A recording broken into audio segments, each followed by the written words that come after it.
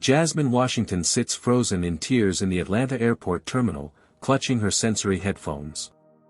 Her father, Derrick, speaks firmly into his phone, "I don't care about company policy. Your employee just publicly humiliated my daughter because of her skin color and disability." Jasmine whispers, "Daddy, why does everyone think I'm different?" Derrick's expression shifts from rage to determination. This isn't over. Before we dive into this powerful story, I'd love to know where you're watching from today. Hit that like button if you've ever witnessed discrimination, and subscribe to join our community of storytellers. Now, let's find out how a flight attendant's worst decision became her last day on the job. 2 days earlier, the Washington household buzzed with excitement. Jasmine, a bright-eyed 12-year-old with tight curly hair and a brilliant mind, had just won first place at her middle school science fair. Her project on neural networks had impressed the judges so much they suggested she apply for a prestigious summer program at Georgia Tech. "I told you that you could do it," Derrick Washington said, scooping his daughter into a celebratory hug. At 42, Derrick had become one of Atlanta's most successful black entrepreneurs, building Transcend Tech from a startup in his garage to a billion-dollar company specializing in artificial intelligence solutions. Despite his busy schedule, he never missed Jasmine's important moments. "You know what this calls for?" he asked, pulling out his laptop. "That special father-daughter trip I've been promising." Jasmine's eyes widened. "Disney World?" she asked, her voice rising with hope. "Disney World," Derrick confirmed. "And we're flying first class." From the kitchen doorway, Keisha Washington observed the scene with a mixture of joy and concern. As a neuroscience professor at Emory University, she understood their daughter's needs better than most. Jasmine had been diagnosed with autism spectrum disorder at age 4. While intellectually gifted, she struggled with social interactions and became overwhelmed in chaotic environments. "Are you sure first class is necessary?" Keisha asked when Jasmine ran upstairs to tell her collection of plush animals about the trip. "Economy might be less stimulating." Derrick shook his head as he entered his credit card information on the booking site. "First class means more space, better service, and fewer people. The staff are trained professionals. It'll be perfect for her."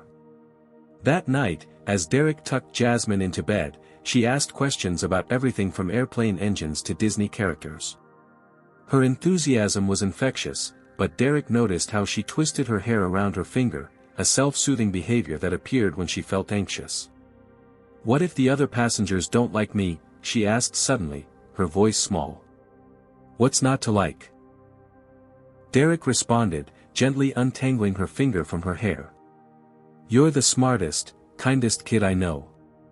And remember, you can wear your noise-canceling headphones if things get too loud." "Will the flight attendants be nice?" "The nicest," Derrick assured her. "They're specially trained to make everyone comfortable." As he turned out the light, Derrick had no idea how tragically wrong he would be.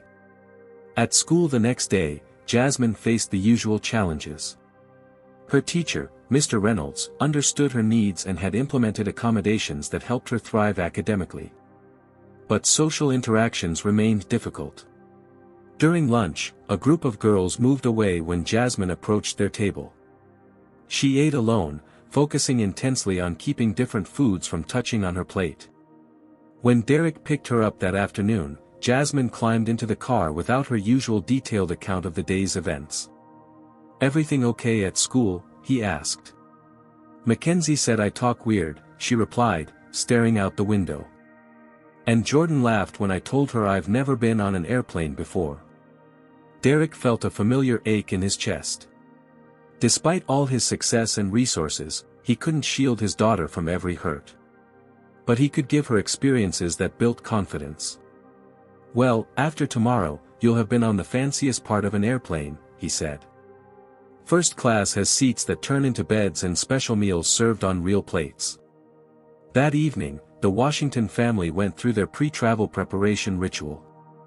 Keisha helped Jasmine pack her comfort items, the weighted blanket, chewy necklace disguised as regular jewelry, and the noise-canceling headphones Derrick had specially customized with Jasmine's favorite purple color. Remember, Keisha instructed Derrick as they folded clothes into the suitcase, if she starts getting overwhelmed, give her the headphones immediately. Don't wait until she's in full meltdown. Derrick nodded. As CEO of a major tech company, he was used to handling crisis situations with calm efficiency. How hard could one flight be? After all, they'd be in first class, where everything was designed to be stress-free. The morning of the flight arrived with a brilliant Georgia sunrise. Jasmine woke early, already dressed in her carefully selected travel outfit, purple leggings, a soft cotton shirt without tags, and slip-on shoes to make security easier. She'd researched airplane procedures for weeks, preparing herself for each step of the journey. I've memorized all the safety instructions, she informed Derrick over breakfast, reciting verbatim from the airline's website. In the event of a water landing, life vests are located under the seat. Pull firmly on the red tabs to inflate after exiting the aircraft. Derrick smiled at his daughter's thoroughness. I feel safer already knowing you're on board. They arrived at Hartsfield-Jackson International Airport 3 hours early at Jasmine's insistence. The massive terminal buzzed with activity, a cacophony of announcements, rolling luggage, and conversations in multiple languages. Jasmine froze just inside the entrance, her hands immediately covering her ears. Too loud? Derrick asked, already reaching for her headphones. She nodded, her breathing quickening. Derrick knelt beside her, maintaining a calm demeanor despite the business travelers streaming around them with impatient glances. Remember our plan, he said gently. One step at a time. First check-in, then security, then we find a quiet spot to wait. You're in control. With the headphones reducing the auditory assault, Jasmine regained her composure. They navigated to the premium check-in counter where a friendly agent provided their boarding passes with a warm smile, noting Jasmine's first flight status in the system to alert flight staff. Security presented the next challenge. The TSA line stretched in switchbacks, bodies pressed together in institutional inefficiency. Derrick guided Jasmine to the priority lane, a perk of his frequent business travel status. Remove all electronic devices and place them in separate bins, barked a uniformed officer, his voice sharp with authority. Shoes and jackets off. Jasmine hesitated, overwhelmed by the rapid-fire instructions. The conveyor belt moved relentlessly forward as she tried to untie her shoes. Hurry it up, the officer commanded, gesturing impatiently. She's doing her best, Derrick said, his voice level but firm. She has autism and needs a moment to process. The officer's expression didn't soften. Everyone's got special circumstances. Can't hold up the line. Jasmine's hands trembled as she placed her precious headphones in the bin, immediately leaving her defenseless against the sensory onslaught. A passenger behind them sighed loudly.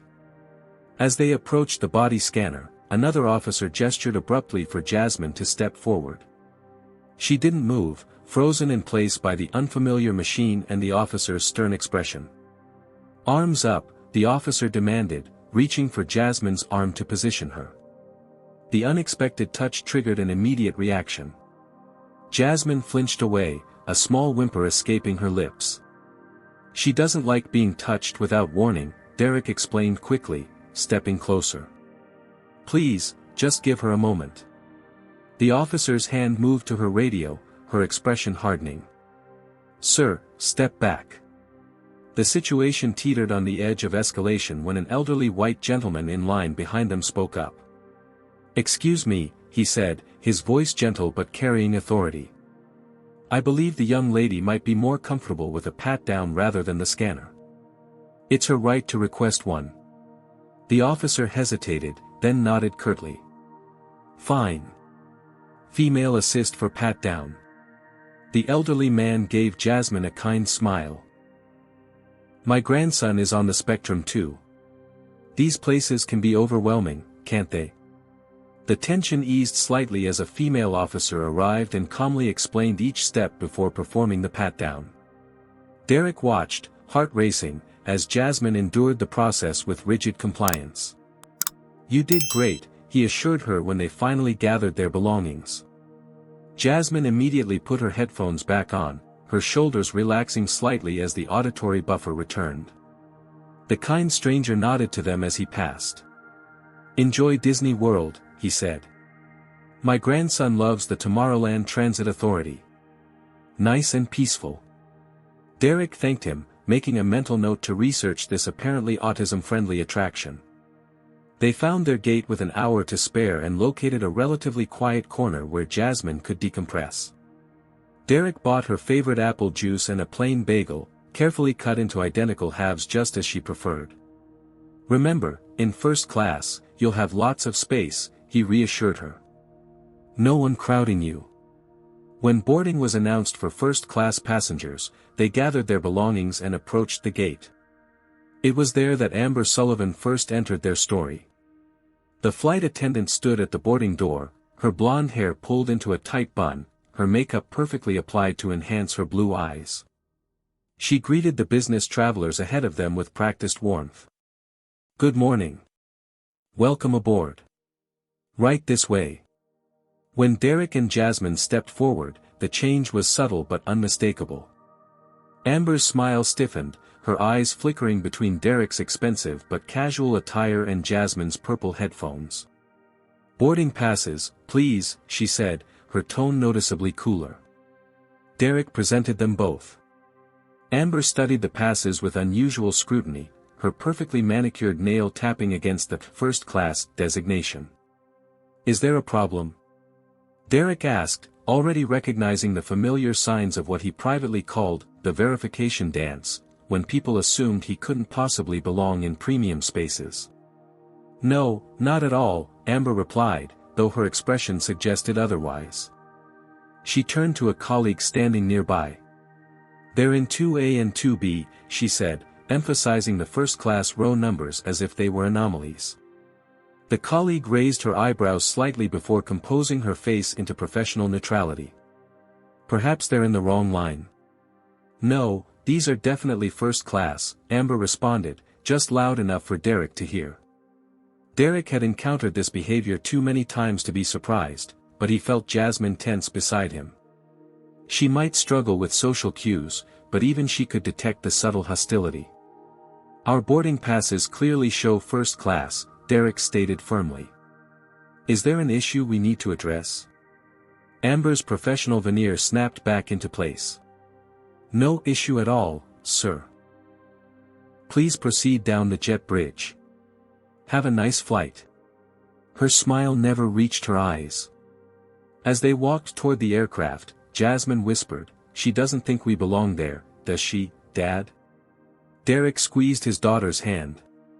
"Some people have small minds, Jazzy. But we have first-class tickets, and we belong wherever those tickets take us." Neither of them realized that this was just the beginning of Amber Sullivan's discrimination, or how dramatically it would escalate. The first-class cabin gleamed with polished surfaces and soft lighting, designed to cocoon its privileged occupants in luxury.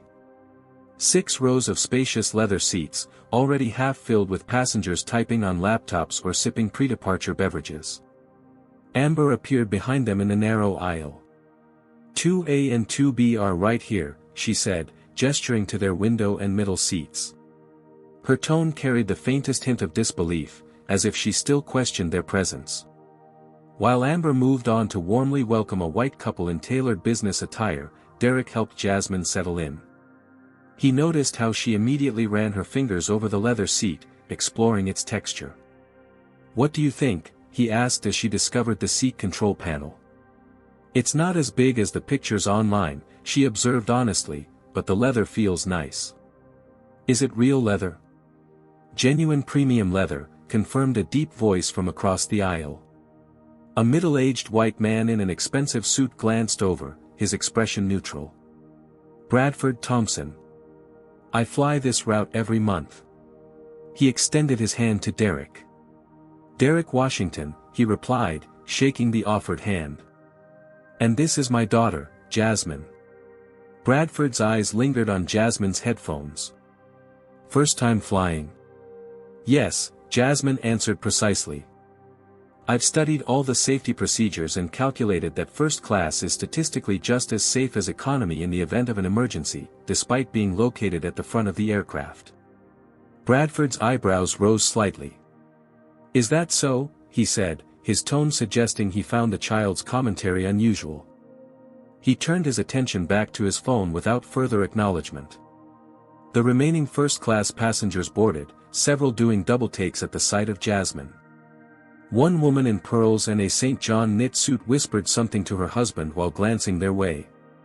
Jasmine focused on arranging her personal items, meticulously placing her tablet, comfort toy, and snacks in the seat pocket in a specific order. The routine helped center her in the unfamiliar environment. Would you like anything to drink before takeoff? Amber asked the passengers across the aisle, her voice warm and solicitous. When she finally turned to their row, her smile dimmed noticeably. Anything to drink? She asked Derrick, not bothering to address Jasmine directly. Apple juice for my daughter, please, Derrick replied. And sparkling water for me. We'll serve children's beverages after takeoff, Amber stated. The passengers in 4A and 4B already have orange juice, Derrick pointed out, nodding toward a white family with a teenage boy. Amber's lips tightened momentarily. Fine. I'll bring the juice. She returned with Derrick's sparkling water and a plastic cup of apple juice that she placed on Jasmine's tray table without a word. Jasmine stared at the cup with growing distress. Is something wrong? Derrick asked his daughter. It has ice, Jasmine whispered. I can't drink apple juice with ice. The textures mix wrong. Derrick signaled to Amber, who was chatting amiably with passengers in the first row. She ignored him for several minutes before reluctantly approaching. Yes, she asked, not bothering to hide her irritation. My daughter needs apple juice without ice, please. Sensory issue. Amber's sigh was just audible. We've begun final preparations for departure. I'll have to see if there's time. Across the aisle, Bradford Thompson shifted in his seat. Seems like a lot of special treatment, he muttered, loud enough to be heard. The plane began pushing back from the gate without Amber returning. Jasmine's anxiety visibly increased as the safety demonstration began, the unfamiliar movement and sounds overwhelming her carefully prepared expectations. Dad, she whispered urgently, I need Thumper. She referred to the small stuffed rabbit that helped her regulate during stressful situations. It's in your backpack in the overhead bin, Derrick realized. The seatbelt sign illuminated, preventing him from standing. Jasmine's breathing quickened, a precursor to distress. Once again, Derrick tried to get Amber's attention as she passed their row. She continued down the aisle, her back deliberately turned toward them. A different flight attendant, younger with a nameplate reading Lisa Chen, trainee, noticed Derrick's signal and approached. Can I help you? She asked. My daughter needs her comfort item from the overhead bin. She's autistic and it helps with anxiety during takeoff. Lisa glanced at Jasmine, whose hands had begun fluttering at her sides, another self-regulating behavior. I'll get it for you, she offered, quickly retrieving the backpack and locating the well-worn rabbit. Jasmine clutched Thumper to her chest, her breathing gradually steadying. Thank you, she said formally to Lisa. You're welcome, Lisa replied with a genuine smile. First flight. Jasmine nodded. You're doing great, Lisa assured her. Takeoff feels funny in your tummy, but it only lasts a minute. Just hug Thumper tight. As Lisa moved away, Bradford Thompson made a show of checking his watch. If everyone needed this much handholding, we'd never get off the ground, he remarked to no one in particular. The aircraft accelerated down the runway, the forces of takeoff pressing them back into their seats. Jasmine closed her eyes tightly, one hand gripping Derrick's arm, the other clutching Thumper. The noise and sensation were intense, but she endured without breaking down. When they reached cruising altitude, Jasmine's grip finally relaxed. We did it, Dad, she whispered, a hint of pride in her voice. We're really flying. Derrick smiled, feeling a surge of hope. Maybe the worst was behind them. Then came the turbulence. The aircraft suddenly dropped several feet, causing gasps throughout the cabin. The captain's voice crackled over the intercom, "Flight attendants, please take your seats. We're encountering some unexpected rough air." The plane shuddered and jerked. For neurotypical passengers, it was unpleasant but manageable. For Jasmine, whose sensory processing interpreted every bump with heightened intensity, it was overwhelming. She began rocking slightly, a self-soothing movement, while humming softly to block out the frightening sounds of rattling overhead bins and clinking glassware. Bradford Thompson's patience visibly evaporated. "Can you control your child?" he demanded, glaring at Derrick. "Some of us are trying to work." "She's regulating," Derrick explained quietly. "This helps her manage anxiety." "Well, it's giving me anxiety," Thompson retorted. "I paid for first class to avoid disruptions." The humming increased slightly as Jasmine processed this new source of stress, an angry adult focusing negative attention on her. Amber, who had strapped into the flight attendant seat nearby during the turbulence, watched the interaction with undisguised disapproval. When the seatbelt sign finally turned off, she immediately made her way to their row. But instead of checking on the visibly distressed child, she addressed Bradford Thompson first. "I'm so sorry for the disruption, sir. Can I bring you another drink?" "Scotch." "Double," he replied, shooting another glare toward Jasmine. Only then did Amber turn to Derrick, her expression cold. "Sir, we've had complaints about the noise." "My daughter is autistic," Derrick explained calmly. "She's using coping mechanisms to deal with the turbulence. It will pass." Amber's response cut through the cabin. First-class passengers expect a certain environment. If she can't maintain appropriate behavior, perhaps you should have booked elsewhere. Jasmine's humming stopped abruptly. Her eyes, wide and hurt, darted between Amber and her father. "Appropriate behavior?" Derrick repeated, his voice dangerously quiet. "My daughter is behaving perfectly appropriately for someone with her neurological condition. What's inappropriate is your attitude." Bradford Thompson inserted himself into the conversation. "Look, I don't mean to be insensitive, but some people just don't know their place. First class has standards." The implication hung in the air, that Jasmine, as both black and disabled, had doubly violated some unspoken code about who belonged in premium spaces. Other passengers watched the scene unfold with varying expressions, discomfort, curiosity, and in some cases, shameful agreement with Thompson. Jasmine, acutely aware of being the center of negative attention, curled further into herself. The turbulence, Thompson's hostility, and Amber's coldness created a perfect storm of sensory and emotional overload. "Dad," she whispered, voice trembling, "everyone's mad at me." "Not at you, sweetheart," Derrick assured her, though his jaw clenched in anger. "At their own ignorance." Amber stood with arms crossed, unmoved by the child's distress. "Sir, I need to ask you to control the situation or I'll have to take further steps." "What exactly would you like her to do?" Derrick challenged.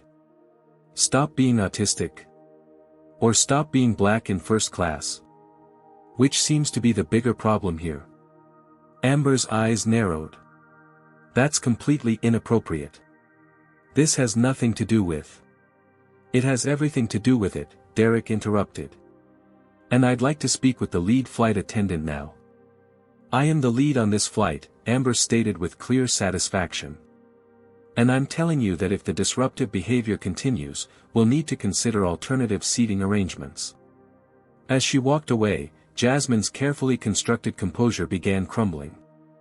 A single tear slid down her cheek as she whispered, "I'm trying so hard, Dad.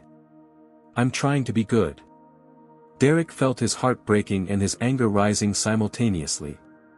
The flight had barely begun, and already his daughter was being treated as unwelcome simply for existing in a space she had every right to occupy. He didn't yet know how much worse things would get, or that this flight would ultimately change airline policy forever. But as he wiped away his daughter's tear, one thing became crystal clear: Amber Sullivan had picked the wrong family to discriminate against. What would you do if you witnessed this situation on your flight? Comment number 1 if you'd speak up to support Jasmine and her father. Comment number 2 if you think Amber was just doing her job. I'm curious to see where you stand on this issue. Has discrimination ever affected your travel experiences? Hit the like button if you believe everyone deserves equal treatment regardless of race or disability. Will Jasmine and Derrick get justice, or will Amber succeed in removing them from first class? Subscribe to find out as our story continues. The seatbelt sign finally turned off as the aircraft found smoother air. Throughout the cabin, passengers relaxed, all except for Jasmine, whose sensory system remained on high alert. The confrontation with Amber and Bradford Thompson had pushed her closer to the edge of her tolerance. Derrick could read the signs of his daughter's increasing distress, the slight tremor in her hands, the way her eyes darted rapidly around the cabin, her shallow breathing. He knew from experience that she needed immediate intervention before reaching complete overwhelm. "Jazzy," he said gently, "let's put on your headphones for a while. It might help." She nodded gratefully, slipping the purple noise-canceling headphones over her ears. The relief was immediate but partial. While the auditory input decreased, the accumulated stress of the morning, from the crowded airport to the turbulence to the hostile confrontation, had taken its toll. Derrick signaled toward Lisa, the trainee flight attendant who had helped them earlier. She approached with a concerned expression. "Everything okay?" she asked. "My daughter needs a few moments of quiet to regulate," Derrick explained. The turbulence was difficult for her. "Is there somewhere less stimulating she could sit for a short break?" Lisa glanced toward the front of the cabin where Amber was chatting amicably with Bradford Thompson. "Let me check with the lead," she said hesitantly. Before she could move away, the plane hit another pocket of turbulence. Not severe, but unexpected. Jasmine gasped, her eyes widening in alarm. Her hands began flapping rapidly, an autonomic response to overwhelming sensory input, commonly known as stimmying in the autism community. Bradford Thompson made a disgusted noise. "For God's sake," he muttered loudly. The stimmying intensified as Jasmine's system fought to self-regulate. Small, involuntary vocalizations escaped her lips as she rocked slightly in her seat. Lisa looked sympathetically toward Jasmine. "I'll get her some water," she offered, hurrying toward the galley. Amber, noticing the interaction, immediately intercepted Lisa. Their conversation wasn't audible, but Amber's disapproving headshake and glance toward Jasmine told the story. Lisa returned empty-handed, her expression apologetic. "I'm sorry," she whispered to Derrick. "She says we're about to begin meal service." Derrick nodded his understanding. It wasn't Lisa's fault. He focused on helping Jasmine through the moment, speaking softly to remind her of the coping strategies they'd practiced. "Remember your breathing squares, Jazzy. 4 counts in, hold 4, out 4, hold 4. Jasmine tried to follow the instructions, but her sensory system had reached its limit. A small sob escaped her lips as tears began streaming down her face. Amber appeared at their row, her expression a mask of professional disapproval. "Sir," she said to Derrick, completely ignoring Jasmine, "first-class passengers expect peace and quiet during their flight. Your daughter is creating a disturbance." Derrick took a deep breath, keeping his voice level for Jasmine's sake. "My daughter has autism and is experiencing sensory overload. She's not being disruptive intentionally. This will pass with some accommodation." "Autism doesn't exempt her from appropriate behavior standards," Amber replied coldly. "Other passengers have complained." Bradford Thompson, emboldened by Amber's support, chimed in. "Some people just don't know their place." The racist undertone was unmistakable. Derrick felt a familiar burn of anger but contained it.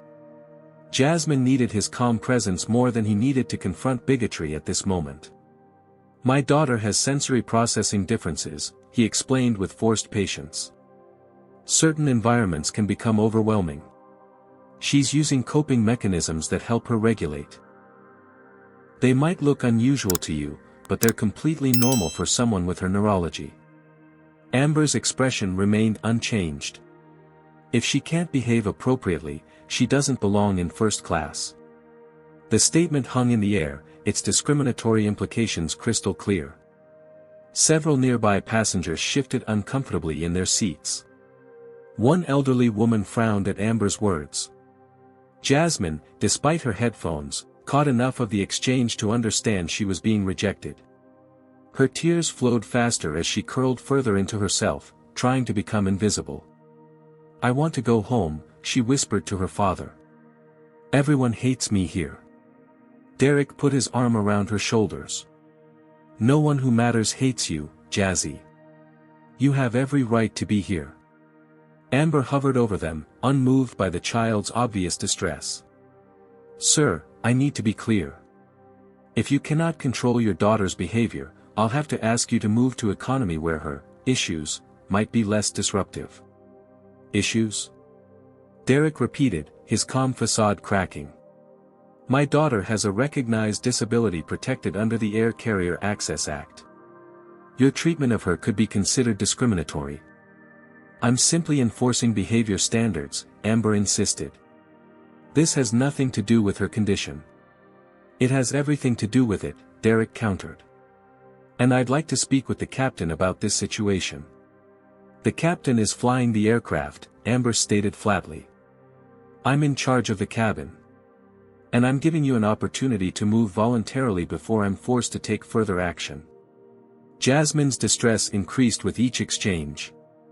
The confrontation itself was becoming another source of overwhelming input. "Dad," she pleaded, "please make it stop."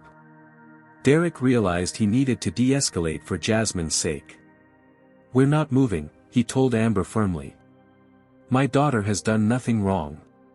We paid for these seats, and will remain in them. Now please give us some space so she can calm down." Amber's lips pressed into a thin line. "Consider this your final warning," she said before walking away. Lisa approached cautiously once Amber had returned to the galley. "I brought some water," she whispered, placing a bottle on Derrick's tray. "And an extra blanket. Sometimes weight helps." She discreetly placed a folded airline blanket beside Jasmine. "Thank you," Derrick said, genuinely grateful for this small kindness. As Lisa moved away, Jasmine's breathing gradually slowed. The weighted blanket across her lap provided the proprioceptive input her system needed. Derrick guided her through grounding techniques, naming 5 things she could see, 4 she could touch, 3 she could hear even with headphones on. Slowly, painstakingly, Jasmine began to regulate. Her tears subsided, her breathing evened out. She kept her headphones on and held Thumper close, but the acute phase of sensory overload was passing. Derrick felt a wave of pride for his daughter's resilience. Despite the hostile environment created by Amber and passengers like Bradford Thompson, Jasmine was finding her way back to equilibrium. But the calm wouldn't last. In the galley, Amber was making a fateful decision, one that would eventually cost her more than just her job. Have you ever witnessed someone being discriminated against on public transportation? Comment number 1 if you believe transportation companies should provide better training on disabilities and inclusion. Like this video if you think Amber's behavior is unacceptable in any service industry. Do you think Amber is about to cross a line she can't come back from? Comment number 2 if you predict serious consequences for her actions. Subscribe to follow this powerful story of justice and see what happens next. What would you have done if you were in Derrick's position? How far would you go to protect your child from discrimination? The real test of his patience is about to begin. For 15 blessed minutes, things seemed to stabilize. Jasmine had recovered enough to sip water and even look through the in-flight magazine, finding comfort in memorizing the route map. Derrick maintained vigilant awareness of their surroundings, noting how Lisa would smile encouragingly when passing their row while Amber deliberately avoided eye contact. The first-class cabin had settled into an uneasy peace. Even Bradford Thompson appeared to have lost interest in their situation, focusing on his laptop and another scotch. Derrick dared to hope they might complete the journey without further incident. That hope shattered when Amber emerged from the galley followed by a stern-looking man in an airline uniform. His badge identified him as Carlos Mendez, Air Marshal. "Sir," Amber addressed Derrick with cold professionalism, "I need to speak with you regarding a security concern." Derrick felt his stomach drop. "Security concern? Step into the galley, please," she instructed. "I'm not leaving my daughter alone," Derrick stated firmly. Amber's expression tightened. "Mr. Mendez is an air marshal. He needs to discuss your disruptive behavior." Several passengers turned to watch the confrontation. Jasmine, sensing the renewed tension, pressed closer to her father. Derrick addressed the air marshal directly. "Sir, my daughter has autism and experienced sensory overload during turbulence. We've been managing the situation without incident until your flight attendant began targeting us for discriminatory treatment." Carlos Mendez looked uncomfortable, glancing between Amber's composed face and the obviously terrified child clinging to her father. "Ms. Sullivan reports that you've been confrontational and refused to comply with crew instructions," he said, though his tone held a note of uncertainty. Derrick made a swift decision. He pulled out his phone and began recording. "I'm documenting this interaction," he informed them, "because I believe we're experiencing discriminatory treatment based on race and disability status." Amber's professional mask slipped. "You can't record on board the aircraft." "Actually," Derrick corrected, "FAA regulations permit recording as long as devices are in airplane mode, which mine is. Now, please explain exactly what crew instructions we've failed to comply with." The air marshal shifted his weight, increasingly uncomfortable. "Ms. Sullivan reports the child was disruptive during turbulence and you refused to address the behavior. My daughter used recognized autism coping mechanisms during sensory overload," Derrick explained calmly. "The only disruption came from this flight attendant's hostile response to a disabled child's needs." Jasmine, who had been silent, suddenly spoke. "I was scared of the bumps," she explained in a small voice. "I wasn't trying to be bad." Carlos's expression softened at Jasmine's words. He turned to Amber. "The situation appears to be under control now. Perhaps we can."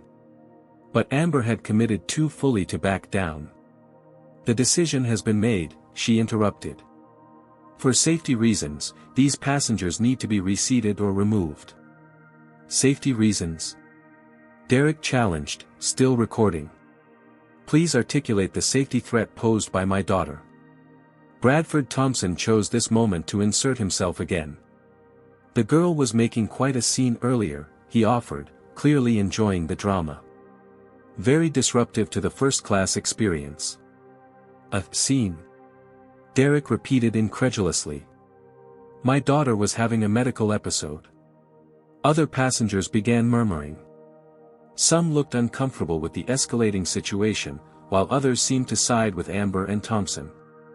The elderly woman seated behind them spoke up. "Leave them alone. The child hasn't bothered anyone except those looking to be bothered."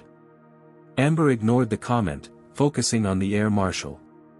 "Sir, I need your assistance removing these passengers from first class as they've refused to comply with my instructions." "What specific instructions?" Derrick asked again, making sure his phone captured every word.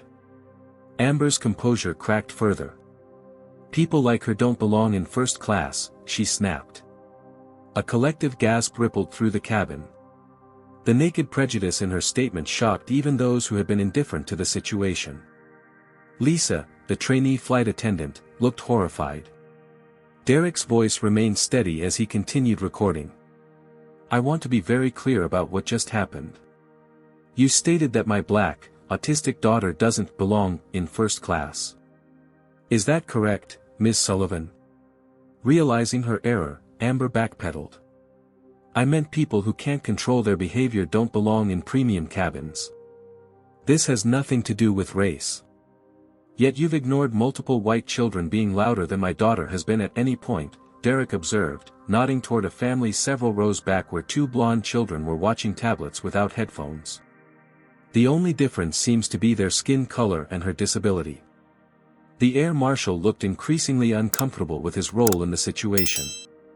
"Ms. Sullivan, perhaps we should discuss this privately." But Amber had crossed a point of no return. "These passengers need to move to economy or be deplaned at our next stop. That's my final decision as lead flight attendant." Carlos Mendez sighed heavily. "Sir," he addressed Derrick, "I don't have the authority to override the flight attendant's decision regarding cabin management. However, I want to assure you that your concerns will be documented." Derrick understood the reality of their situation. On an aircraft, the flight attendant's authority was nearly absolute. Fighting further could escalate to charges of interference with a flight crew, a federal offense. "I understand," he told the air marshal.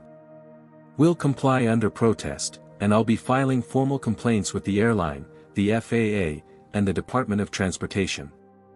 Jasmine, who had been following the exchange with growing distress, began to cry again. "What did I do wrong, Dad? I tried to be quiet." "You did nothing wrong, sweetheart," Derrick assured her, his heart breaking at her distress. "Sometimes people's hearts are too small to understand differences." Bradford Thompson smirked as he watched them gather their belongings. "Better luck next time," he murmured just loudly enough to be heard. Amber stood imperiously in the aisle. "Economy has several middle seats available," she informed them with barely concealed satisfaction. "We'll deplane," Derrick decided. "I won't subject my daughter to further humiliation." Lisa stepped forward hesitantly. "The flight is scheduled for a brief stop in Charlotte in 20 minutes. You could deplane there." Derrick nodded his thanks to her, the only crew member who had shown them any compassion. As they prepared to move, the elderly woman who had defended them earlier touched Derrick's arm. "I was a special education teacher for 30 years, she said. "You're a good father. Don't let them make you think otherwise." With his phone still recording, Derrick guided Jasmine toward the economy cabin where they would wait until the Charlotte stop. The walk of shame through premium economy and into the main cabin felt endless. Curious eyes followed them, passengers wondering what crime had warranted their exile. Jasmine kept her head down, her small body rigid with humiliation and confusion. "Everyone's looking at us," she whispered. "Hold your head high," Derrick told her gently. "We've done nothing wrong." In the economy section, a flight attendant who had been briefed on the situation directed them to the last row, the least desirable seats on the plane, next to the lavatory. The symbolic demotion couldn't have been clearer. As they settled into the cramped seats, Derrick pulled out his phone again, this time to send several urgent emails, to his executive assistant, to the airline's customer service department, and to a civil rights attorney who had represented his company in the past. Jasmine sat in stunned silence, her earlier excitement about Disney World forgotten in the wake of public humiliation. The message she had received was clear: she didn't belong in premium spaces because of who she was. "Dad," she finally whispered, "why does everyone think I'm broken?" Derrick put his arm around her shoulders, pulling her close. "You're not broken, Jazzy. You're perfectly you. Some people are just too ignorant to see how wonderful that is." As the plane began its descent into Charlotte, Derrick made a silent promise. This incident wouldn't end with their deplaning. Amber Sullivan and the airline had picked the wrong family to discriminate against. He might not be able to shield his daughter from every hurt the world inflicted, but he could ensure that this particular injustice had consequences. What they didn't know as they prepared to deplane was that this humiliating ejection was about to become a pivotal moment, not just in their lives, but in airline history. The Charlotte Douglas International Airport terminal buzzed with typical midday activity. Business travelers rushed between connections, families wrangled children and luggage, airport employees navigated the human tide with practiced efficiency. Amid this flow of humanity, Derrick and Jasmine Washington sat isolated on molded plastic seats near Gate E14. Jasmine hadn't spoken since deplaning, her fingers mechanically tracing the worn edges of Thumper's ears. Her usual curiosity about new environments had vanished, replaced by a wounded withdrawal that broke Derrick's heart. They had been the first passengers off the aircraft, avoiding the curious stares of others who had witnessed their humiliation. Now they sat stranded, their connection to Orlando many hours away on a different airline, if Derrick could secure tickets at all during peak Disney season. "Jazzy," Derrick said gently, "are you hungry? We could find something to eat while we figure out next steps." She shook her head, not looking up from Thumper. "I want to go home." "What about Disney World? We were so excited about Space Mountain, remember?" "I don't want to go anymore," she whispered. "People will stare at me there too." Derrick felt twin surges of heartbreak and fury. In a few cruel minutes, Amber Sullivan had shattered his daughter's confidence and tainted what should have been a magical experience. His phone vibrated with an incoming call from Keisha. He answered, turning slightly away from Jasmine to speak privately. "What happened?" Keisha demanded without preamble. "Your text said you were deplaned in Charlotte." Derrick summarized the situation in a low voice, his controlled tone belying his rage.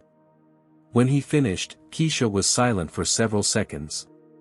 "Is Jasmine okay?" she finally asked. "No," Derrick admitted. "She's shut down. Says she wants to come home, doesn't want to go to Disney anymore." Keisha's sharp intake of breath conveyed her maternal pain. "Put me on speaker." Derrick held the phone where Jasmine could hear. "Mom's on the line, Jazzy." "Hi, baby," Keisha said, her voice warm and steady. "Dad told me what happened on the plane. That was really unfair, wasn't it?" Jasmine nodded, then remembered her mother couldn't see her. "Yes," she said quietly. "The lady said I don't belong in first class." "Well, that lady was wrong," Keisha stated firmly. "And you know what? When people are that wrong about something, there are consequences." This captured Jasmine's attention. She looked up. "What kind of consequences?" "That's up to Dad to decide," Keisha said. "But I think that flight attendant picked the wrong family to mess with. Your father has some powerful ways to make sure this doesn't happen to another kid like you." Derrick met his daughter's questioning gaze. For the first time since the incident, he saw a flicker of her usual curiosity. "What can you do, Dad?" she asked. "I'm not sure yet," he answered honestly. "But I promise you, what happened today won't be forgotten or ignored." After finishing the call with Keisha, Derrick checked his messages. His executive assistant had already been busy, securing them seats on a later flight to Orlando, arranging for a luxury car service, and most importantly, researching the corporate structure of Skyway Airlines. As Jasmine slowly worked through a package of her favorite crackers, Derrick read the information with growing interest. Skyway Airlines was a subsidiary of Global Air Holdings. And Transcend Tech, Derrick's company, held a substantial investment position in Global Air's parent corporation through a technology partnership agreement established 2 years earlier. In simple terms, Derrick Washington was not just any disgruntled passenger. He was effectively part owner of the airline that had just discriminated against his daughter. His phone rang again. This time it was Malcolm Green, Transcend Tech's chief legal counsel. "I got your email," Malcolm said without preamble. "I've already contacted our civil rights specialist. This is textbook discrimination on both racial and disability grounds." "What's our leverage?" Derrick asked, watching Jasmine, who had begun taking interest in the airport activity around them, a good sign her resilient spirit was recovering. "Substantial," Malcolm replied. "Your tech integration contract with Global Air gives you significant shareholder influence. Plus, you've got video evidence of the incident. The airline industry is already under scrutiny for discrimination cases. This could be catastrophic for their public image." Derrick considered this information. "I want a meeting with their CEO. Today." "Harold Barnes," Malcolm supplied. "He's based in Atlanta. I'll make it happen." While they spoke, Derrick noticed a familiar figure approaching, Lisa Chen, the trainee flight attendant who had shown them kindness. "Malcolm, I'll call you back," Derrick said, ending the call. Lisa stopped a respectful distance away. She had changed from her uniform into civilian clothes. "Mr. Washington," she asked tentatively. "I hope you don't mind my approaching you. I just wanted to apologize for what happened on the flight. It was wrong, and I should have done more." Derrick gestured for her to sit. "You were the only one who treated us with dignity. Thank you for that." Lisa sat, smiling gently at Jasmine, who was watching her carefully. "Hi again," she said. "I like your rabbit. Does he have a name?" "Thumper," Jasmine replied quietly. "Dad got him for me when I was diagnosed." "He looks very wise," Lisa observed, earning the first small smile from Jasmine since the incident. Lisa turned back to Derrick. "I wanted you to know that what Ms. Sullivan did violated our training protocols. We have specific guidelines for accommodating passengers with autism and other invisible disabilities."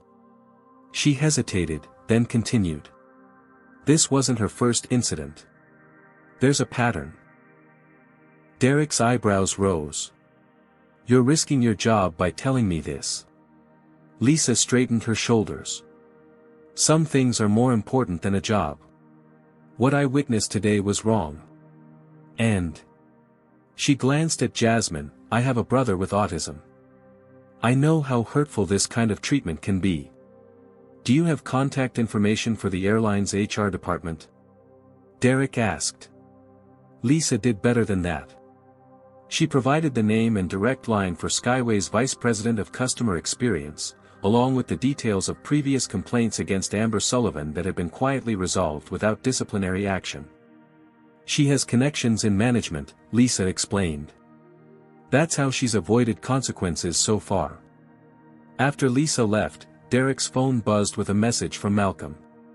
A video conference with Harold Barnes, CEO of Skyway Airlines, had been arranged for 4:30 p.m. They would be escorted to the airline's executive lounge to take the call in privacy.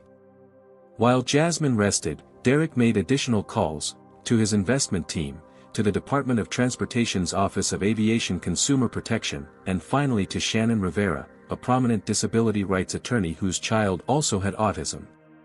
Meanwhile, back on the Atlanta-Orlando flight, Amber Sullivan was enjoying her perceived victory. She made a point of upgrading an elderly white couple to the first-class seats vacated by the Washingtons, making a show of the superior service they would receive. "Some people just don't understand the standards we maintain in first class," she told them within earshot of Bradford Thompson, who nodded approvingly. What Amber didn't know was that the video Derrick had recorded was already being reviewed by Skyway's legal department, who recognized immediately the liability nightmare it presented. Her moment of triumph would be remarkably short-lived. As the afternoon wore on, Derrick and Jasmine were escorted to the exclusive Skyway Executive Lounge. The staff treated them with exaggerated courtesy, word having come down from corporate about the VIP status of these particular displaced passengers. Jasmine, ever observant, noticed the change. "They're being extra nice now," she whispered to her father. "Yes," Derrick agreed. "They've realized who we are." "You mean because you're important at your company?" Derrick considered his response carefully. "Partly.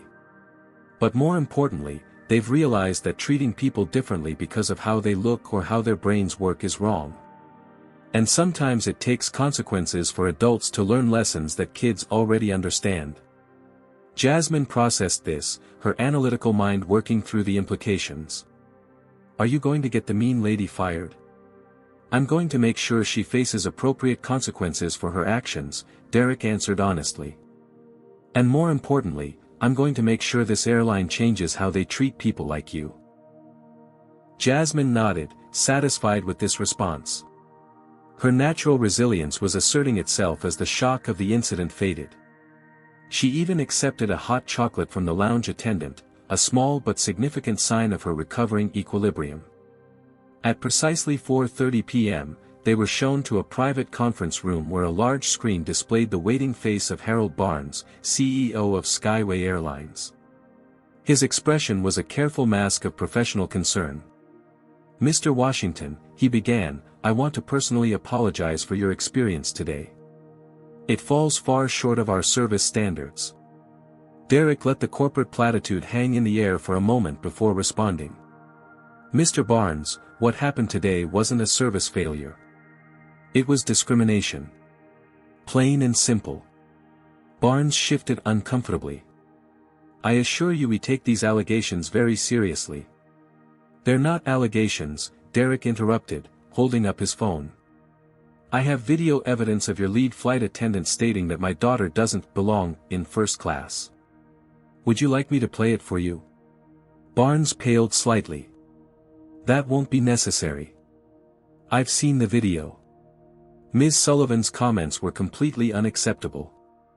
"And yet they reflect a culture that allowed her to feel comfortable making them," Derrick observed. "This isn't just about one flight attendant, Mr. Barnes. This is about systemic issues within your airline." As the discussion continued, Jasmine watched her father transform before her eyes. Gone was the protective dad comforting his wounded daughter. In his place sat the formidable CEO whose technological innovations had revolutionized multiple industries. His voice never raised, but his words carried the unmistakable weight of power. Derrick Washington had spent his career breaking barriers in spaces where black executives were rare. He had endured countless indignities with strategic patience, choosing his battles carefully. But watching his daughter face the same prejudices that had shadowed his own journey had ignited a cold, implacable fury that would not be placated with corporate apologies or damage control. By the end of the call, Harold Barnes understood one thing with perfect clarity: Skyway Airlines had made an enemy it could not afford to have. The Skyway Airlines corporate headquarters in Atlanta hummed with unusual tension that evening. News of the Washington incident had spread through the executive suite like wildfire, setting off a cascade of emergency meetings and frantic calls. In the glass-walled conference room on the 38th floor, Harold Barnes paced anxiously. Around the table sat the airline's senior leadership team, summoned from dinners, family events, and in the case of Chief Marketing Officer Patricia Lawson, a theater performance she had been anticipating for months. "How bad is it?" asked Jeffrey Wilson, Chief Financial Officer, loosening his tie with one finger. "Bad," Barnes replied grimly. "Derrick Washington isn't just any passenger. He's the founder and CEO of Transcend Tech. The AI company." Patricia clarified, already calculating the potential PR disaster. "The very same," Barnes confirmed. "And through their technology integration contract with our parent company, they effectively hold significant influence over our operations." Michael Chen, Chief Operating Officer, pulled up Washington's biography on his tablet. Self-made billionaire. Started Transcend Tech in his garage 15 years ago. Their neural interface technology revolutionized both medical imaging and flight simulation systems. "And we discriminated against his autistic daughter," Patricia summarized, pressing her fingers to her temples. "Please tell me there's no video." "There's video," Barnes confirmed. "Washington recorded the entire incident. Our legal team has reviewed it. It's unambiguous." The room fell silent as the executives absorbed the gravity of the situation. "What exactly happened?" Michael finally asked. Barnes played the video Derrick had forwarded. The senior leadership team watched in growing horror as Amber Sullivan's behavior unfolded on screen. When they heard her declare that people like her don't belong in first class, several executives visibly flinched. "Jesus," Jeffrey muttered. "It's like she's trying to create a lawsuit." "What do we know about this flight attendant?" Patricia asked. Michael consulted his tablet. Amber Sullivan. 15 years with the company. Lead flight attendant for the past 7. Multiple commendations for service to premium customers. Any complaints? Barnes pressed. Michael scrolled further. Several, actually. 3 in the past year alone. All involved passengers of color or those with special needs. All were resolved without disciplinary action. Resolved how? Barnes demanded. Michael looked uncomfortable. Vouchers, upgrades, apology letters. Standard customer service recovery. Who approved brushing these under the rug? Barnes asked, his tone dangerously quiet. George Hayward in customer relations, Michael replied. He and Sullivan have a personal relationship. Barnes exhaled slowly, controlling his frustration. So we have a flight attendant with a documented pattern of discriminatory behavior who's been protected by her boyfriend in management. And she picked Derrick Washington's daughter as her latest target. It gets worse, Patricia interjected, looking up from her phone. The video is already circulating on social media. Washington hasn't posted it himself, but another passenger captured part of the incident. It's gaining traction with disability rights advocates and civil rights groups. As if on cue, every phone in the room buzzed simultaneously with a news alert.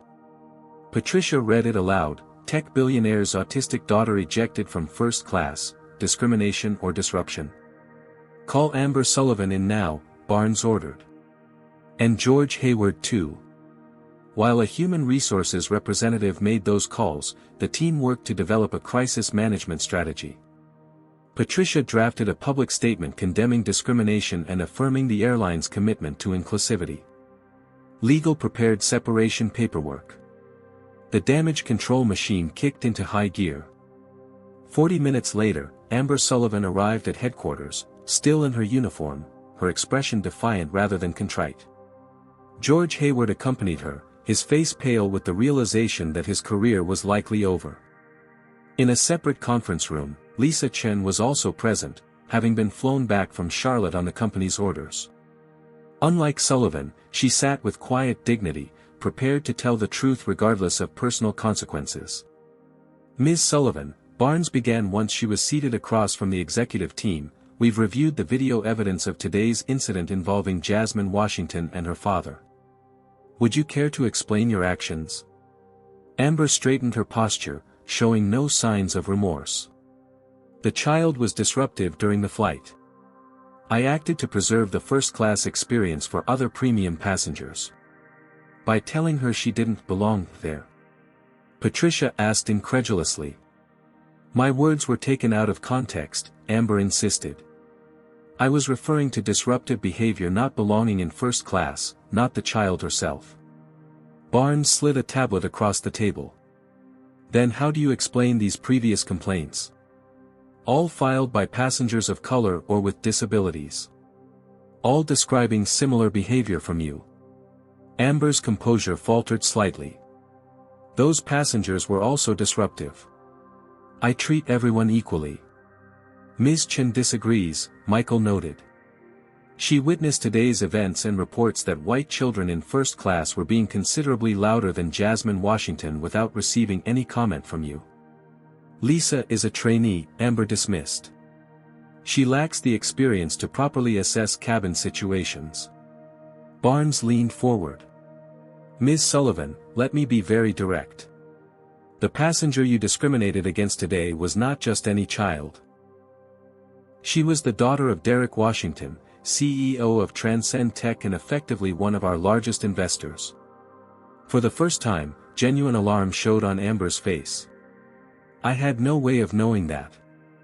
That's precisely the point, Barnes replied coldly.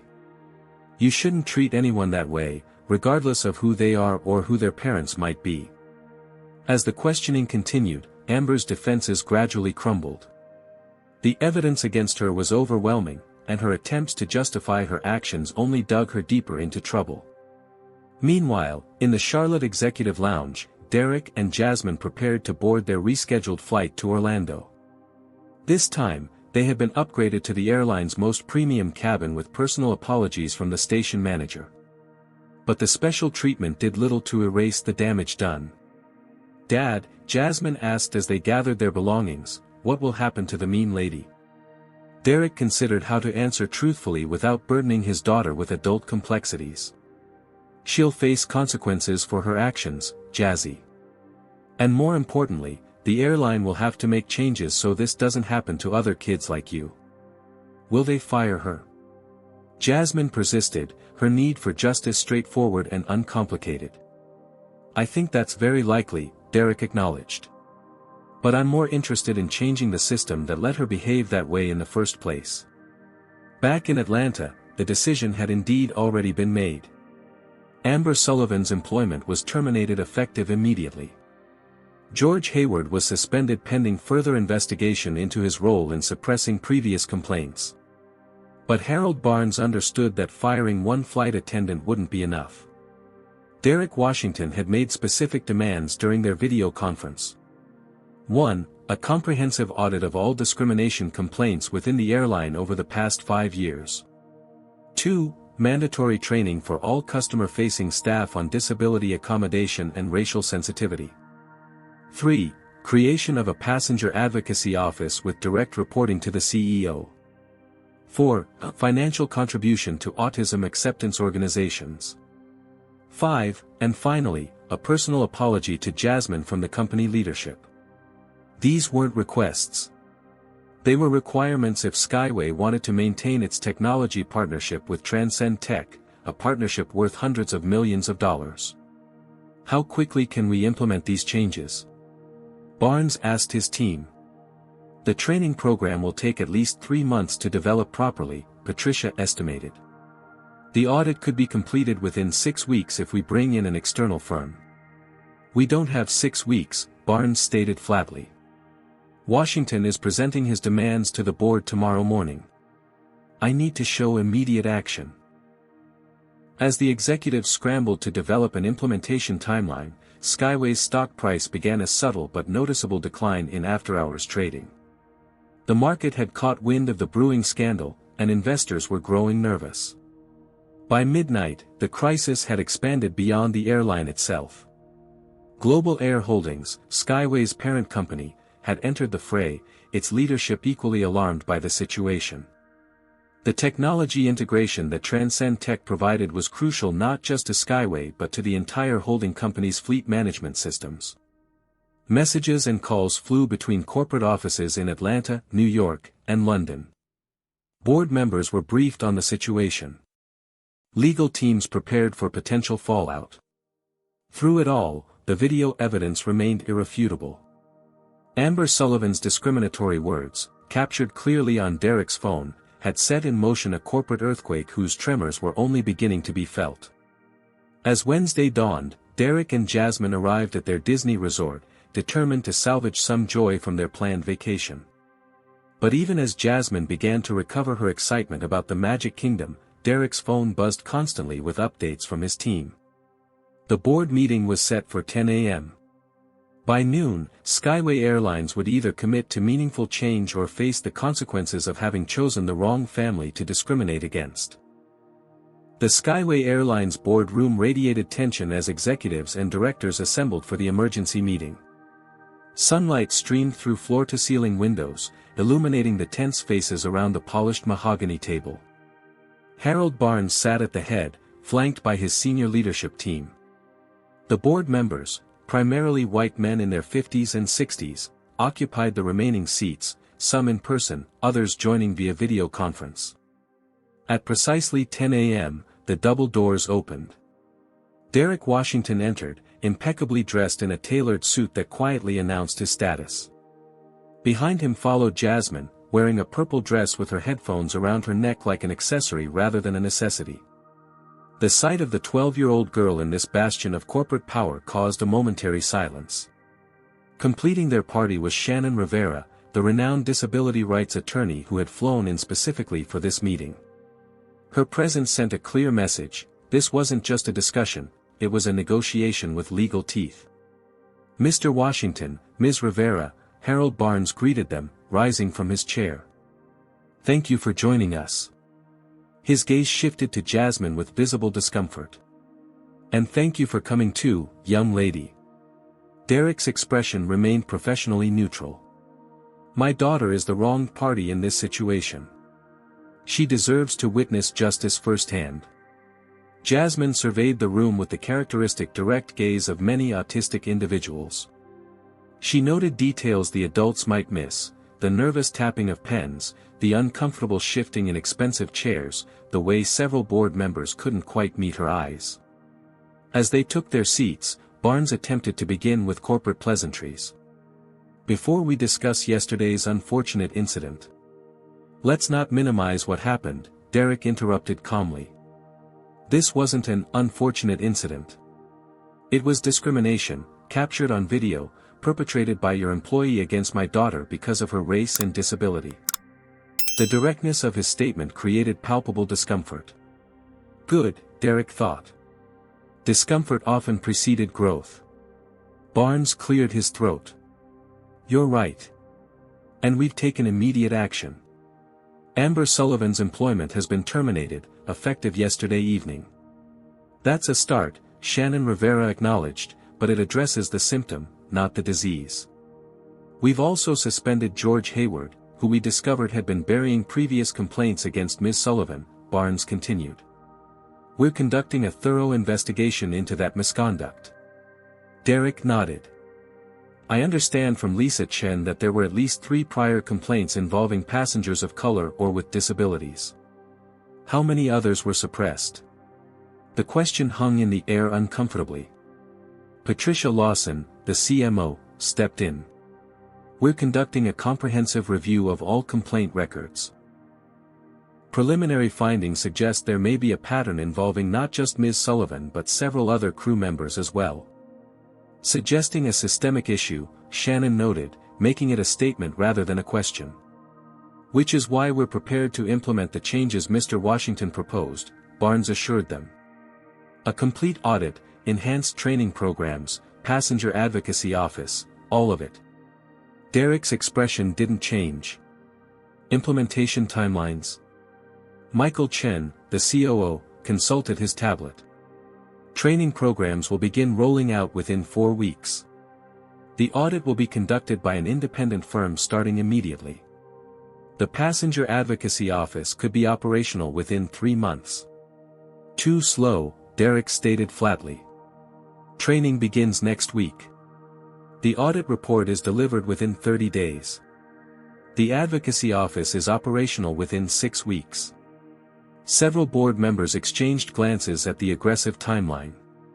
One, an older gentleman with silver hair, leaned forward. Mr. Washington, while we share your commitment to addressing these issues, there are practical limitations to how quickly such changes can be implemented.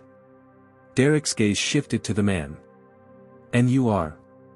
Robert Thornton. I've been on this board for 15 years. Derrick nodded. Mr. Thornton, my company implemented a complete overhaul of our hiring and promotion practices in less than 30 days when we identified racial disparities.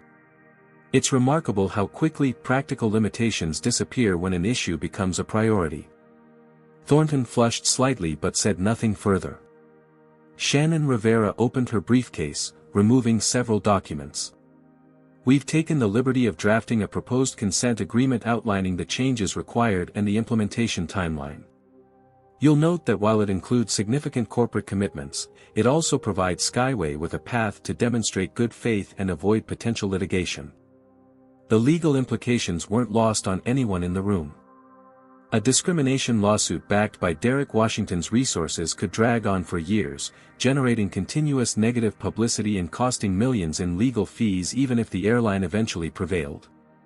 While the executives reviewed the document, Jasmine, who had been silent until now, suddenly spoke.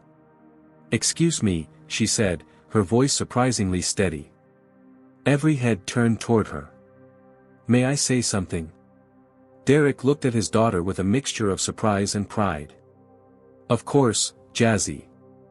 Jasmine straightened in her chair, her hands clasped tightly in her lap, a technique her therapist had taught her to manage anxiety during important moments. Yesterday on the airplane, I felt like I didn't matter, she began, her direct gaze moving from face to face around the table. The flight attendant looked at me and decided I didn't belong because I'm different.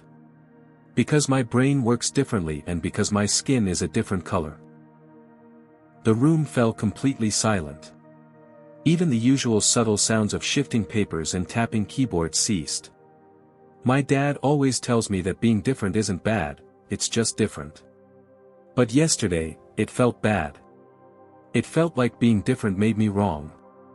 Her voice wavered slightly but remained clear. I don't think anyone should feel wrong for being who they are. The simple eloquence of her statement hung in the air. Several executives looked visibly moved. One board member discreetly wiped at her eye. The lady who was mean to me, Amber, she made a choice, Jasmine continued. But all the other people on the plane who didn't say anything made a choice too. And so did your company, when you let her be mean to other people before me. Harold Barnes, CEO of a multi-billion-dollar corporation, found himself unable to meet the direct gaze of this 12-year-old girl.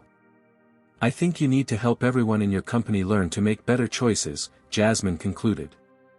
Not just because my dad is important, but because it's the right thing to do. As she finished speaking, Derrick gently placed his hand over hers, feeling it trembling despite her composed exterior. The courage it had taken for his autistic daughter to speak up in this intimidating environment filled him with inexpressible pride. After a moment of weighted silence, Barnes spoke. Ms. Washington, you're absolutely right. And I apologize personally for what you experienced on our aircraft. It was wrong, and we failed you. For the first time, his corporate polish fell away, revealing genuine remorse. I have a nephew with ADHD. He struggles in public sometimes. The thought of someone making him feel unwelcome because of something he can't control. He shook his head. It's unacceptable. The human moment shifted the atmosphere in the room. What had begun as a tense negotiation evolved into something more meaningful, a genuine commitment to change. The door opened again, and a security escort led in Amber Sullivan. Her formerly confident demeanor had vanished, replaced by visible anxiety as she realized who was in the room. She wore civilian clothes now, her airline uniform privileges revoked. Ms. Sullivan, Barnes said, we've asked you here as part of our resolution process. Mr. Washington and his daughter deserve to hear directly from you. Amber's eyes darted between Derrick and Jasmine, landing finally on Harold Barnes with a pleading expression. Finding no reprieve there, she swallowed hard. She began, then stopped, seemingly at a loss for words now that she faced the consequences of her actions. Derrick watched her dispassionately. Ms. Sullivan, yesterday you told my daughter she didn't belong in first class. Would you care to explain your reasoning? The direct question left no room for evasion. Amber's composure cracked further. It was a busy flight, she said weakly. There were complaints from other passengers about the noise. What noise specifically? Derrick pressed. The documented behaviors my daughter exhibited were rocking and humming, both recognized self-regulation techniques for autistic individuals experiencing sensory overload. I didn't know she was autistic, Amber attempted. I told you she was, Derrick countered. Twice. You dismissed it as irrelevant. Amber had no response to this. Ms. Sullivan, Shannon Rivera interjected, are you aware that your actions potentially violated the Air Carrier Access Act, which prohibits discrimination against passengers with disabilities? I wasn't discriminating, Amber insisted, a flash of her former defiance returning. I was enforcing behavior standards. Selectively, Derrick noted. According to multiple witnesses, including your colleague Lisa Chen, several white children in the cabin were being considerably louder without receiving any comment from you. Amber's gaze dropped to the table. Barnes cleared his throat. Ms. Sullivan, do you understand why your employment with Skyway Airlines has been terminated?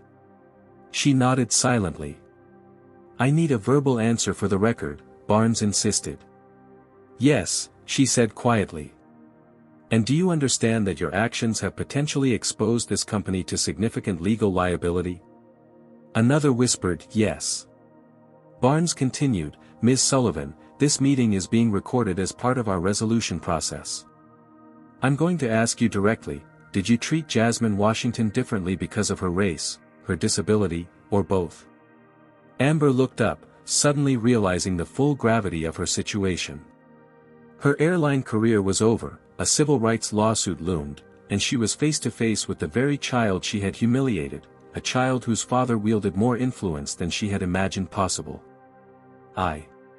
She faltered, then straightened her shoulders slightly. I made assumptions based on appearance. I didn't believe they belonged in first class because they didn't match my image of typical first-class passengers. The admission hung in the air. It wasn't a full acknowledgement of racial discrimination, but it was close enough that everyone understood the implication. Derrick turned to his daughter. Jazzy, is there anything you want to say to Ms. Sullivan? Jasmine considered the question with characteristic thoughtfulness. Why did you think I was bad just because I'm different? The simple, direct question struck Amber like a physical blow. Her eyes filled with tears, not of self-pity but of genuine shame as the human impact of her actions finally penetrated her defenses. I was wrong, she admitted, her voice barely audible. I'm sorry. Jasmine nodded, accepting the apology with the straightforward grace of a child. Thank you for saying sorry. My dad says everyone makes mistakes. It's what you do after that matters. The wisdom in the 12-year-old's words seemed to affect everyone in the room. Robert Thornton, the board member who had earlier questioned the implementation timeline, cleared his throat. Mr. Washington, I believe we should accept all terms in the consent agreement as presented. Ms. Washington is right, this is about doing the right thing, not just avoiding litigation. One by one, the other board members nodded their agreement. Harold Barnes turned to Derrick with newfound respect. We'll implement every change you've requested, on the timeline you've specified. And we'd like to establish a permanent advisory position for you on our Diversity and Inclusion Committee, paid or unpaid, at your discretion. Derrick considered the offer. I'll accept, with one condition, that Jasmine can occasionally join those meetings. Her perspective is valuable. Barnes glanced at Jasmine, who was watching the proceedings with intense interest. I think that would be tremendously beneficial. As the meeting concluded, the corporate attorneys finalized the consent agreement. Amber Sullivan was escorted out, her brief moment of reckoning complete. She would later face additional consequences, a civil rights lawsuit that would make her virtually unemployable in the airline industry, mandatory sensitivity training, and the lasting knowledge that her actions had catalyzed an industry-wide examination of discriminatory practices. For Jasmine, however, the most meaningful part of the day came after the meeting, when Lisa Chen approached her in the corridor. I wanted you to know, Lisa said, kneeling to Jasmine's eye level, that I've been offered a permanent position as Skyway's first passenger accessibility specialist. I'll be helping train flight attendants on how to better serve passengers with different needs. Jasmine's face lit up. Like me? Exactly like you, Lisa confirmed. And I was hoping you might help me design some of the training materials. Your perspective would be invaluable. As they left the corporate headquarters, Derrick noticed a subtle but important change in his daughter's demeanor. The wounded withdrawal of yesterday had been replaced by something new, a quiet confidence that came from witnessing justice unfold and, more importantly, from having her voice truly heard. Dad, she said as they headed to the car that would take them back to Disney World, I think we did something important today. Derrick smiled, squeezing her hand. We did, Jazzy. We absolutely did. 6 months later, Jasmine Washington gazed out the window as their plane began its descent into Orlando International Airport. This time, there was no anxiety in her eyes, only excitement for the family vacation that awaited them. Look, Mom, she pointed, nudging Keisha who sat beside her. You can see the castle from here. Keisha smiled at her daughter's enthusiasm. I see it. Are you ready for Space Mountain this time? Definitely, Jasmine replied with newfound confidence. I've watched 15 POV videos and memorized all the turns. Across the aisle, Derrick observed the exchange with quiet satisfaction. The past 6 months had brought remarkable changes, not just to Skyway Airlines, but to Jasmine herself. The flight attendant approached their row, a warm smile lighting her familiar face. Can I get you anything before landing, Ms. Washington? No thank you, Ms. Chen, Jasmine replied politely. Lisa Chen's promotion from trainee to passenger accessibility specialist had been followed by a further advancement to lead flight attendant on Skyway's premium routes. Her advocacy for inclusive service had made her something of a celebrity within the company. "First time back to Disney?" Lisa asked. "Third time," Jasmine corrected proudly. "Dad and I came back the day after the board meeting. Then my whole class came in May for a field trip." Lisa nodded, recognizing the significance. After the trauma of her first flight, Jasmine had not only returned to flying but had embraced it, a testament to her resilience and to the supportive environment Skyway now strive to provide. "Excuse me," called a voice from several rows back. "Could I get some water, please?" Lisa turned to address the request, and Jasmine noticed the passenger with a start of recognition. Bradford Thompson, the businessman who had supported Amber Sullivan's discrimination, was seated in Economy Plus, a significant downgrade from his usual first-class accommodation. Catching Jasmine's eye, Thompson quickly looked away, his expression uncomfortable. What Jasmine didn't know was that his public support of Sullivan's actions had been captured in Derrick's video, leading to his own company implementing mandatory sensitivity training for all executives. His reduced travel status was a direct consequence of that embarrassing episode. As the plane landed and passengers prepared to deplane, Derrick pointed out something new in the seatback pocket. "Look at this," he said, showing Jasmine a glossy page in the in-flight magazine. The headline read, "Skyway launches industry-leading accessibility program." Below it was a photo of Jasmine and Lisa, taken during one of the training sessions they had designed together. The article detailed the airline's comprehensive initiative to better serve passengers with visible and invisible disabilities. "Is this why people have been looking at me?" Jasmine asked, suddenly self-conscious. "That, and because you're an impressive young woman," Keisha assured her. "You've become quite the advocate, you know." It was true. What had begun as a traumatic incident had evolved into a platform for positive change. Jasmine's experience had led to her selection as a youth ambassador for the Autism Acceptance Foundation. She had spoken at 3 schools and even appeared in a public service announcement about inclusive travel. The most meaningful change, however, was in Jasmine herself. The girl who had once whispered, "Why does everyone think I'm different?" now proudly embraced that difference. Her presentations often began with, "My brain works differently, and that's not just okay, it's valuable." As they exited the aircraft, Derrick noticed another significant change. The flight crew and gate agents had all completed Skyway's new inclusion training program, a program that featured Jasmine's story as a case study in how not to treat passengers with disabilities. The result was evident in their interactions: patient, accommodating, and genuinely respectful. "Mr. Washington." A smartly dressed woman approached as they entered the terminal. "I'm Margaret Hayes, Skyway's Orlando station manager. We've arranged a VIP escort to help you through the terminal." Derrick smiled but shook his head. "Thank you, but I think we'll manage on our own." Jasmine has been practicing navigating busy airports. Margaret nodded, understanding that for Jasmine, doing things independently was an important achievement. "Of course. But please don't hesitate to ask if you need anything at all." As they made their way toward baggage claim, Keisha linked her arm through Derrick's. "You know, when you told me about what happened that day, I was ready to sue the airline into bankruptcy. But this transformation is much more meaningful." Derrick nodded. Punitive measures have their place, but systemic change, that's the real victory. They passed a training session in progress, new Skyway employees watching a video about accommodating passengers with hidden disabilities. On the screen was Amber Sullivan's now infamous statement, "People like her don't belong in first class." The instructor paused the video. "This incident from 6 months ago changed our company culture fundamentally.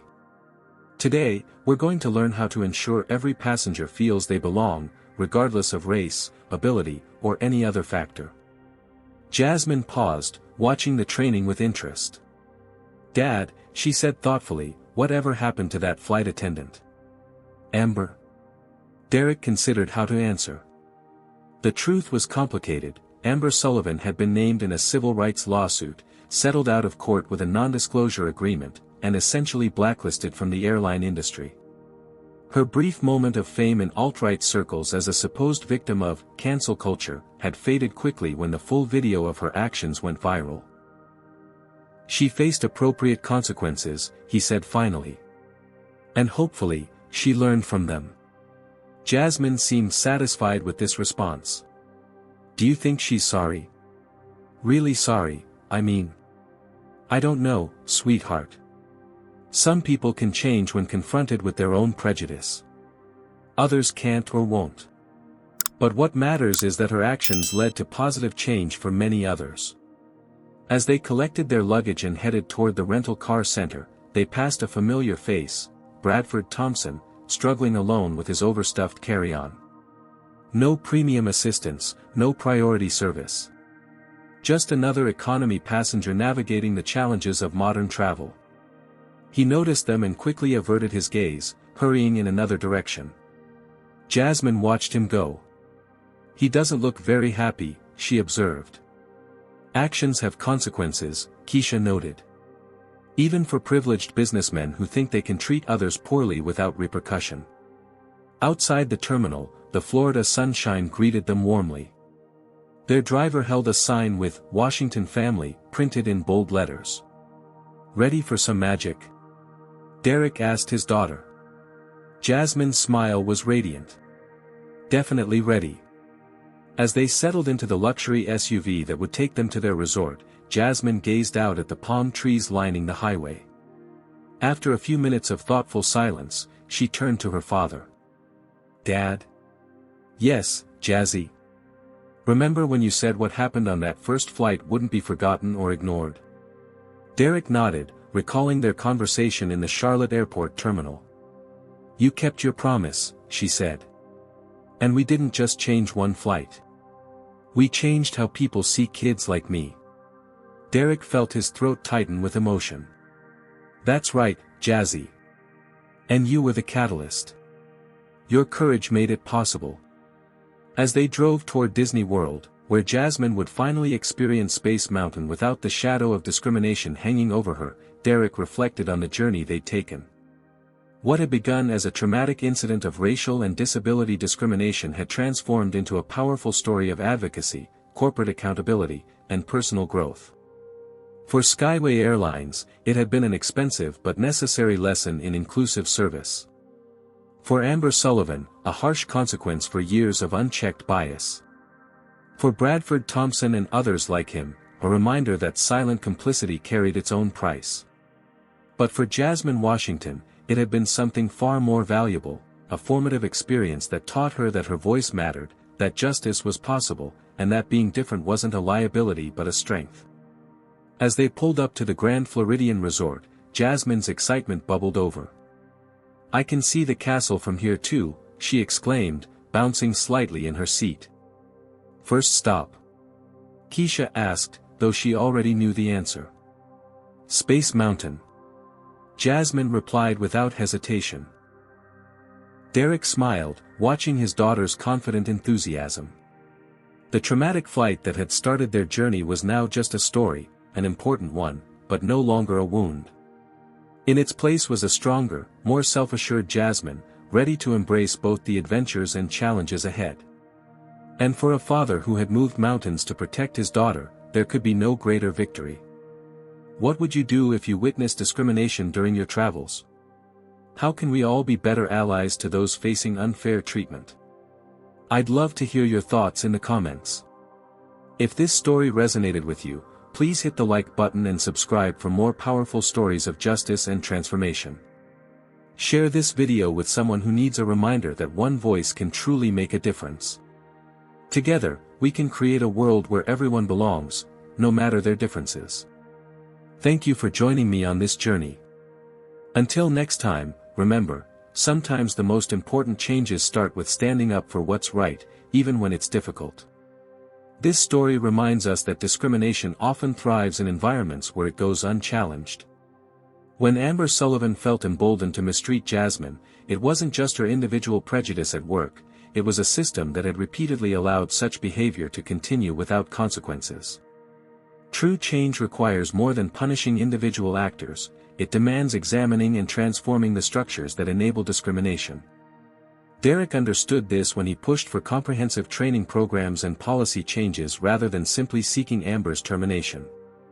The power of speaking up cannot be overstated. Lisa Chen's willingness to stand as a witness and Jasmine finding her voice in the boardroom were catalysts for meaningful transformation. Their courage reminds us that silence in the face of injustice is its own form of complicity.